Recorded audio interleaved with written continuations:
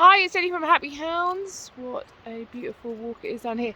I've very much walked out that freezing wind. So, wow, it's cold. So little hints about, hang on, cool. Here's the thing, right? I don't have perfect recall every time with all these dogs. I don't. Totally human. I don't. They're not. Plus fact, they're not machines. They're animals or sentient beings. So there's lots of reasons why one dog might not perfectly recall instantaneously when I want them.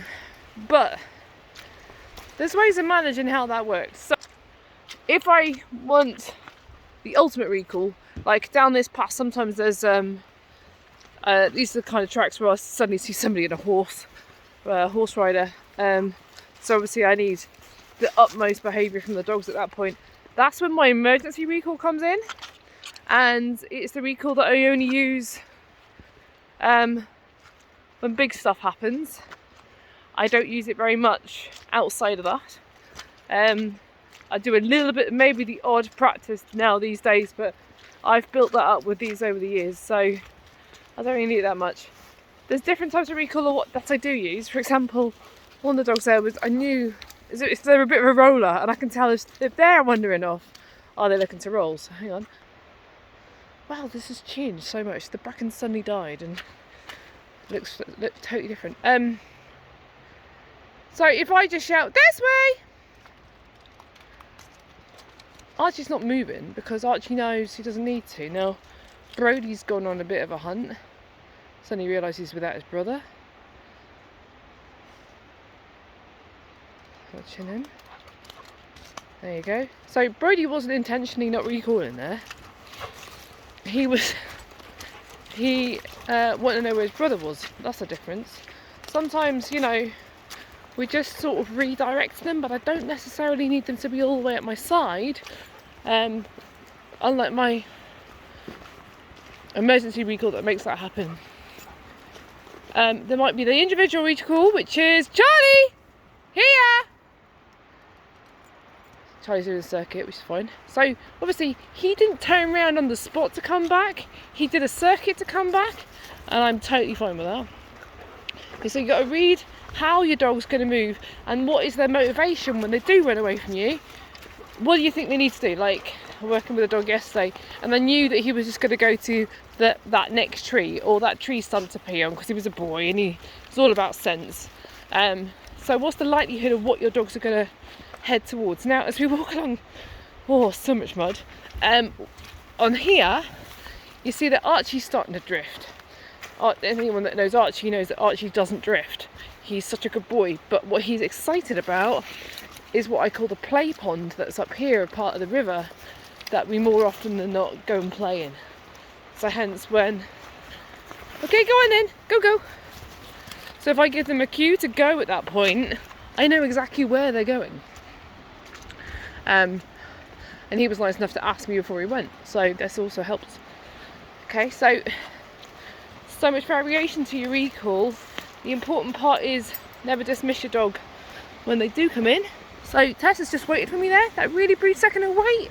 Okay, Archie's waiting for me there. Good lad, you good boy. But no beach today, it's all gone. But a nice safe pool for them to get in there. Obviously we build lots of automated recalls with us, so if I stand still, it's generally a cue to check in. They're kind of and then they just stand still. Go on in. So my cue to then release them again, that they've got freedom. So it's not necessarily all about they walk ahead until they get too far or they start chasing something and then I recall. It's way more to being off lead than that. So if you notice that little bit of speed I put in, my dog's went faster. Whoa, nearly. And I come around here, and I'm going to randomly go up to here, in the grass here, and then stop. See what happens. Good old Meg, Archie, Jess,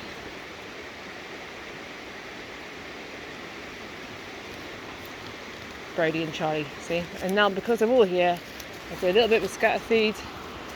That's the small stuff, guys. It's going to take a while. Bearing in mind the guys flushed some deer up there earlier, so I think that's still on Charlie's mind a little bit. And that's how you start to bring connection between you and your dog when not physically connected by a lead. And that's where also check-ins and eye contact is so important, that it's not on cue. Like someone having a conversation with you, you don't ask them to look at you first unless they're 5 and they're in trouble. You're having a conversation with someone, they're going to look at you because they're interested in what you have to say. Exactly how I train the dogs, because they're interested in what you have to say. So there's no dominating, there's none of that. It's just respectful communication between me and my animals. One of my clients yesterday with the rescue dog, last session out of 5, so really put a lot of work in, and oh my god, more training, happier dog, incorporated more play, more acknowledgement, and now he's so close to being off lead, bearing in mind that he was a wild hunting dog at one stage. So off lead doesn't actually be hard.